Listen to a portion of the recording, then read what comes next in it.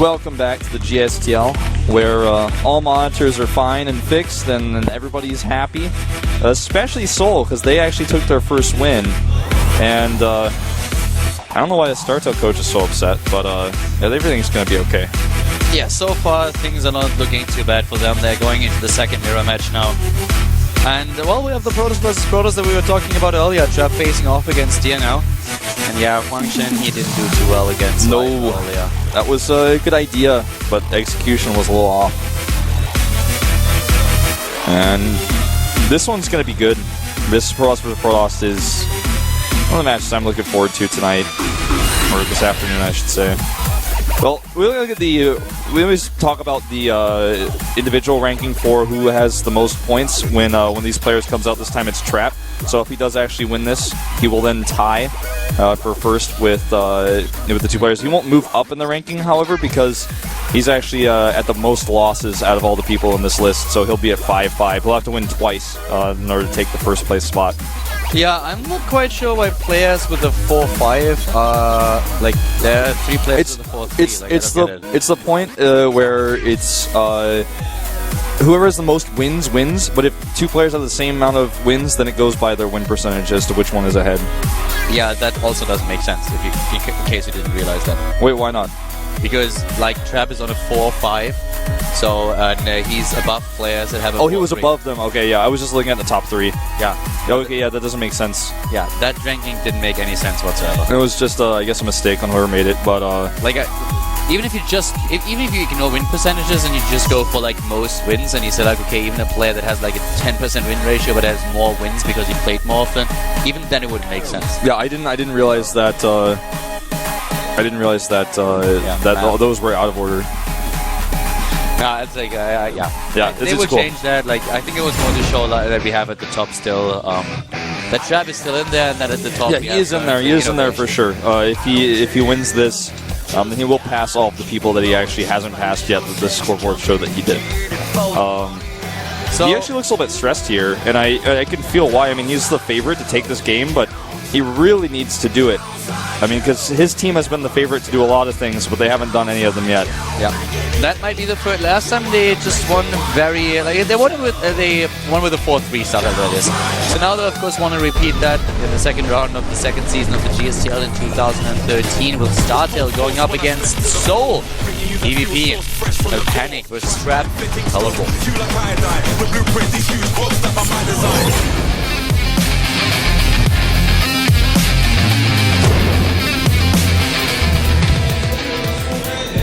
To the bottom left of the map, our first Protoss play here for StarTale. StarTale, Panic. StarTale Panic so far in Heart of the Swarm, offline with a win percentage of 40%, 4 games won and 6 lost, is going up against the Seoul player. To the top right of the map, it is Seoul, Trap. And if you look at Trap's record, he has 30 maps played in Heart of the Swarm offline against Protoss opponents, and he won 15 of them, leaves him of course with a 50% win ratio. So with a lot more experience in the matchup than his opponent, Panic definitely one of the younger players that makes his appearance here. We have actually the 3 Ps like in the last few weeks. We have Panic, Pet, and Patience. And all 3 of them starting to do a little bit better, trying to just have a bit of that breakout performance and show that they're out there and that they're here to stay. For now, we have just a little bit of scouting going on, especially Trap wants to make sure that there is no proxy play by his opponent. Panic, of course, the one that is more likely to go for a very aggressive build since he's the underdog in the match. Yep. My monitor got broken again. Screen restarted as we speak. So, anyways, everything will be okay, but just talking about the openings here, as I take my first glimpse of this game looking on your screen, it's looking like we have 2 and 2 gas here for both players, meaning that we will actually have basically possibilities of second gateways going up for both of them. They're not doing the super gas intensive ones, so they're not rushing out their tech or anything like that. My monitor is fixed.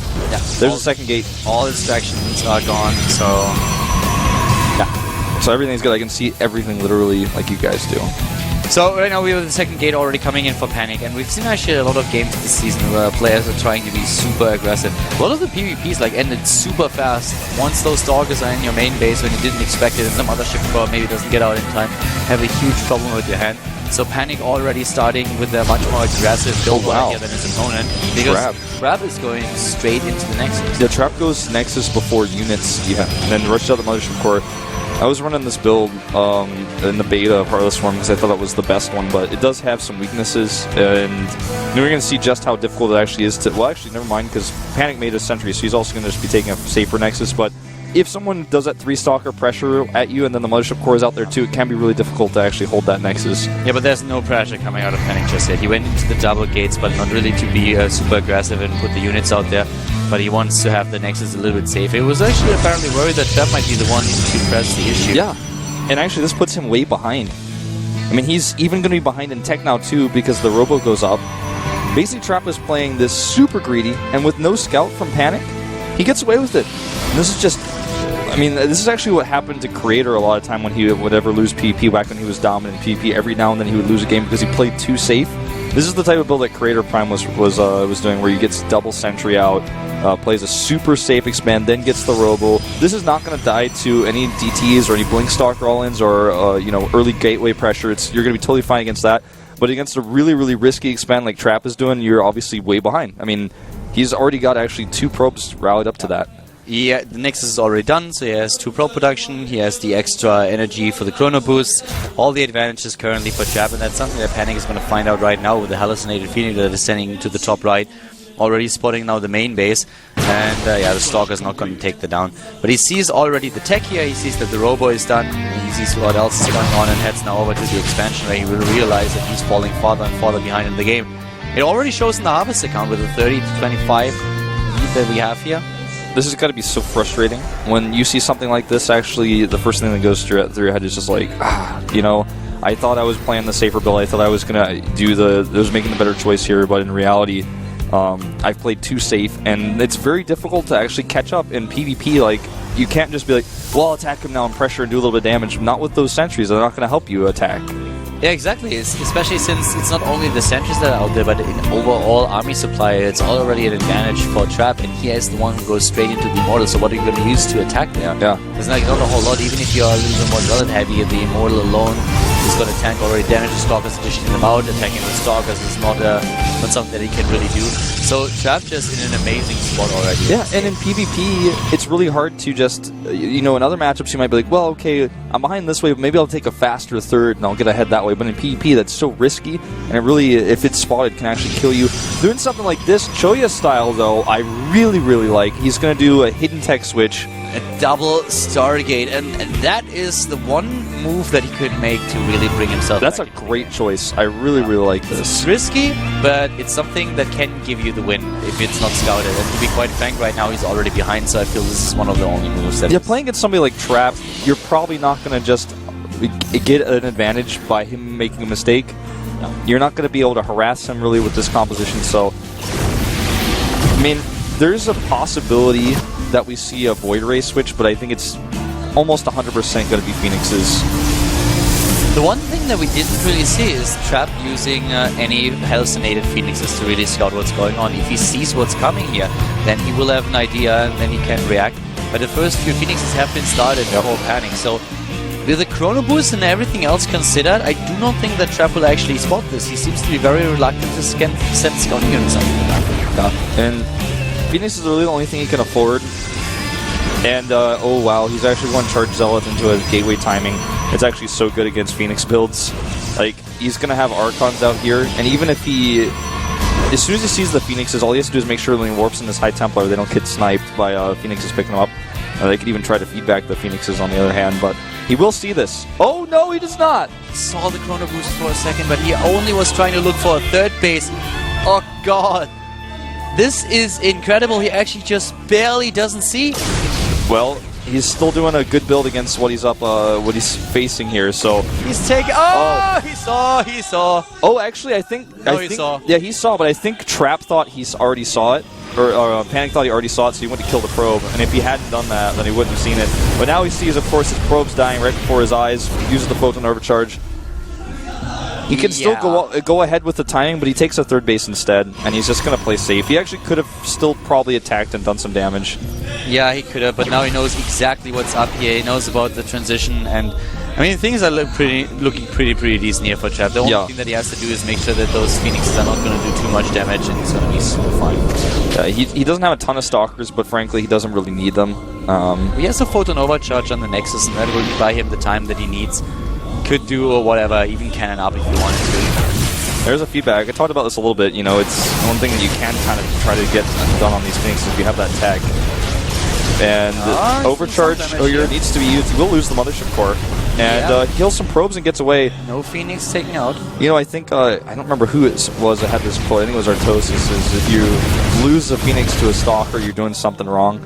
But it's so hard to actually kill those, even if you have feedbacks on your side and the Photon Overcharge is down. As long as Panic controls them well, the Phoenix are going to be alive, but their usefulness kind of diminishes over time because the third base here is now up. You can't lift the Nexus, no Caldor Arm upgrade yet, and maybe Legacy of the Void. But he's just going to keep being annoying, but the composition is getting better and better all the time for Trap, who now has Archons in the mix. And we have him already starting the first cannons, since he wants to make sure that even if he moves out, the bases will basically be safe. So another cannon is already going in, but so far they're not done yet, and this gives him another 2 probes taken out. Yeah, he takes a pretty significant Harvester lead at 58 to 50. But this army that's coming down the map, this is the timing still hits, but a little bit later with +2 instead, and Archons and so many Charged Zealots. Yeah, and he's got Zealots in a Warp Prism for some reason. Don't ask me why. And we have 3 bases now also against like 2 already, so the mining is starting to get better. Here come the first few Colossi in the game. 2 of them are already there, so Trap has to be a little bit careful against this. He sees it with an Hallucinated Phoenix, so he's moving back. But once again, he's already going into the triple Harvester production. He has 3 mineral lines that he's currently saturating. First few cannons in the mineral lines to make sure that the Phoenix Harass alone is not going to take his worker count significantly down. +3 is on the way now, and he's getting the Robo, I guess, just to get a second Robo for Colossus production later on, but I don't think he has a Bay yet. Yeah, he doesn't, as far as I can tell, so I think that's a bit of an overstep. Oh, does lose a Phoenix here. Yeah, I think he's just kind of in the mindset of like he's playing a PvT and he needs to get his Colossus tech started, so he's starting a Robo, but yeah, he definitely doesn't have the Bay. We'll get it soon. I mean, you always want to have a few Colossi in the mix for that extra range. Yeah, he had the base longer, but you know, the longer the game lasts, the more bases the 2 of them had. These slight differences in the income do not really matter all that much anymore. Yeah. And if you just look at the overall supply, they're actually dead even. And the discrepancy that we have here between the army supplies, it's not that bad. So the composition is also getting quite decent here for Panic. Yeah, he has those Colossi, and there's no answer for those yet. The Zealot again. Phoenix is the main base. The cannons are not ready. Yeah, that's a bit of an oversight not making any cannons in the main. 22 Harvesters killed. I didn't even realize that he took this many down. Yeah, he's killed quite a few. I mean, the thing about the Zealots and the Warp Prism is I'm trying to figure that out. I guess he's trying to make sure the Phoenixes can't burst them down, because you can kill a Zealot so fast it takes a lot longer to kill a Warp Prism since it got that buff with the armor, but or with its hit points, I should say. But anyways, that's strange to me. He's actually moving out again.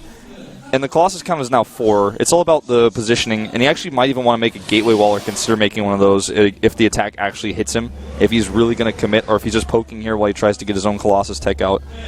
Because with a wall, you know, you're pretty okay against this if you have some Colossi of your own. Trap realizes that he's not as far as he would like to be. He's getting another 4th base. He's currently the one who's active on the map.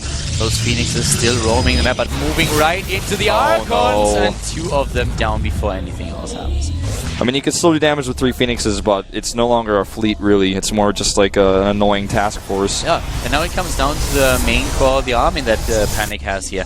And he did not see the space that we have to the left side of the map, so the 4th base for Trap is still a mystery. Yeah, he could actually try to poke at it with his army, with all the Colossi that he has, if he knew about it, and try to get the better position, get the jump on his opponent. But the Colossi production coming out here for Trap is going to equalize that count pretty quick, and then it's going to be a battle of upgrades and positioning, because +3 is done. He's going to go into the armor upgrades pretty soon if he hasn't already yet. He has already started +1. And there will be like some catch-up play where if if Trap keeps playing this game where he takes the 4th base and holds that for a while, then they actually can catch up in the upgrades. Well, we're going into the middle of the map right now. The Phoenixes are once again swooping in, not going down this time, and they scout what's happening here. The base to the left side is completely exposed, but he doesn't know about it, so he cannot just go there and take it out. He's trying to find his position and move down the ramp, and that's exactly what he does right now. Making his way into the vicinity of Trap's bases. Oh, the Mothership Core needs to be careful, and it's already down. Mothership Core is down. Overcharge. Yeah, no Photon Overcharge, and no Time Warps he can use the way he wants him to. That one that he dropped buys him a little bit of time. Zealot warping in the main. This is where you want to have Zealots in a Warp Prism. That's going to be quite useful. It goes into here and actually has an Archon as well. And very annoying. Decides to just go fight it. He's moving in with everything. Hallucinated Immortals! Charging in. The Immortals at the front, hallucinated a lot of them. The army supply is currently better for Trap, though. He already killed a major part of the army. And now he's got that flank coming in from his robotics. So the first time we've ever seen Defender's Advantage come into play in Protoss versus Protoss. And you know what? With the Zealot Warpins here, I think he actually pushes it back, but it's one of the closest PvP fights I've ever seen.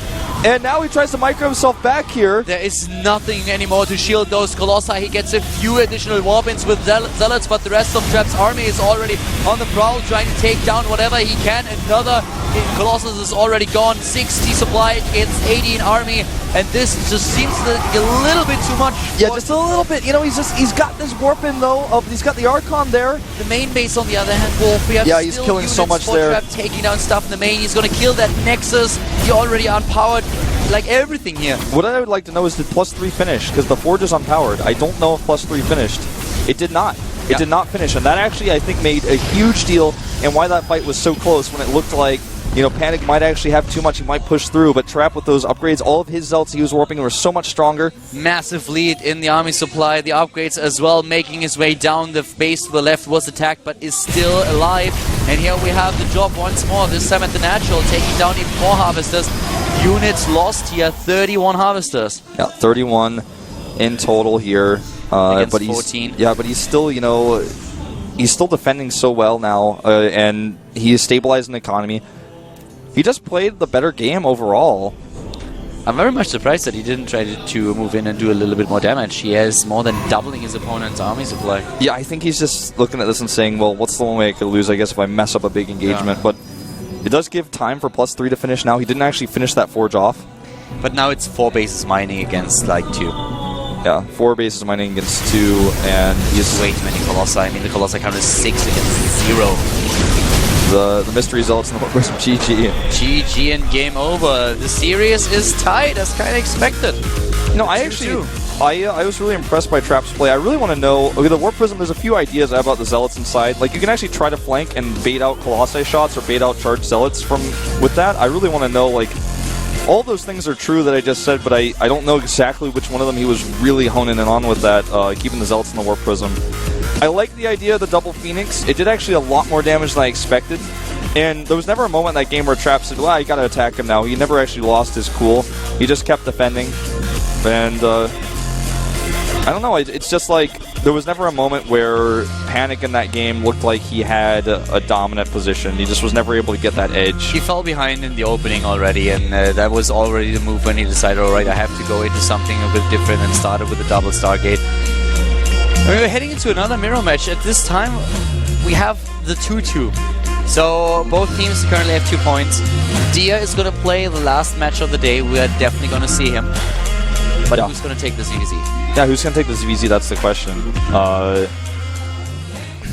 This is actually... We had the 2 matches go, like, basically the first 2 sets of 2 games, like the first and the second game, we kind of knew how those were going to go. The second ones were the ones where it was like, Seoul needs these wins. Those of their players are slightly favored in the matchup, and then they got their wins. So we're at the point where, that you and I were kind of talking about earlier, where now the real games that are actually, like, kind of deciding are played. I personally think that Curious is going to take the match against Sanai. Like, he looked really strong in the Zerg versus Zerg that we've seen. Sanai is always a little bit, like, nervous in the booth. Yeah. The Protoss versus Protoss is going to decide a lot of things. And Dia showed us, not only in this individual league run, that he's a really strong player in the mirror matchup. At the same time, I feel he is a little bit more of a different, of a more difficult game than Curious has in his mirror match, because Avenge showed us great games against SOS in the Challenger League. He has shown us during the season that he's a very strong opponent. I would still give Dia the edge, so I could actually see this to be the first GSTL match where we go into the S match. Yeah, definitely could be. it's actually been really close. You know, the funny thing is, a lot of people are thinking StarTale is like the best team, and then they lost to Azubu, and now they're here playing against the team that's been the punching bag team, and they're actually having a really close set. I like how this format can kind of make us into these close series sometimes. I mean, we saw the same thing in the first round already in the elimination system, and StarTale was just barely able to edge out a win against Seoul with a 4-3. Yeah. Could be the exact same scenario again. Yeah, it's looking like it's going to be pretty similar. We're not in the lobby just yet, but I think that Curious, definitely the highly favored player here because he has so much experience. Sanai is a player who gets nervous a lot of the time. Sometimes when you watch him play, you can tell that like it's not the same player that he probably has in the practice house where they put the coach putting out. It's not the same person when he's in that booth. Like a lot of players, when they first play in the booth, they're a little bit nervous, and then after they have like 2 or 3 games here in the studio, you can really see that they are just getting better and better because they get more confident, more comfortable with the situation itself. We've never really seen that for Sanai, and this is why he just showed us a lot of disappointing games, I would say. He showed a lot of promise when we had him first, when Heart of the Swarm was still in the beta. But ever since then, he never really had those matches where we just said, like, okay, this is really where it's at. This is like the player that we were kind of promised to emerge from NSOSA and really show us his skills. Curious, on the other hand, is really strong in the mirror matchup. So I feel Sanai has a lot to prove in this game, and I'm not quite sure if he really can do it.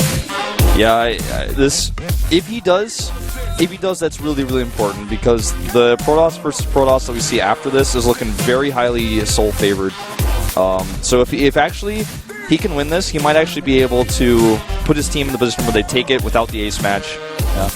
Really don't have to see probably Life again. Life is probably going to be the player that StarTale chooses the ace, I would assume. I personally would give Avenge much better chances to defeat Dia in the best of 1 than I would give Sanai in defeating Curious in the CDC. Look at Sanai's GSTL win rate. 0 and 6. That's worse than what we've seen from Tastar. He's most 5 recent GSTL. Yeah, but wait, who played for... Wait a second. We have a player that was actually worse. Like, who was that? FX Open or TSL? Inori. Oh yeah, Inori. Yeah, he never won a game, right? Yeah, never won a game. So might be a similar situation here. Yeah, wow, Inori, I remember that back in the day. Wow. All in nostalgia. Yep, a little bit. I feel like, again, this is basically impossible for Sanai, but if he can win it, if this is his moment, it's exactly what Seoul needs right now to actually escape that ace match. Yeah, for them, that would be great. If he can get a win out against Curious, then Chav would be, or Dia would be in a position where he can actually end the team match, and that would be amazing for them. Because, if we go to the ace match, it's probably going to be Life versus Deer, I guess. And Deer just won a Protoss versus Zerg in the finals of Protoss, but Life is looking really, really good in Zerg versus Protoss, so like, that's going to be one of those matches that's really, really intense. But the one before that, if Sanai gets this win, Deer might be able to close the whole thing. Think about the potential ace players here, and you're right. I think you would be a fool to not send out Life, because the chances that you are up against a Protoss player are enormous, and the best player that they have on the bench right now that can go up against a Protoss is definitely Life. And even if it's going to be Hiva for Zerg versus Zerg, yes, Life lost to him in the past, but Life has also shown that he can defeat Hiva.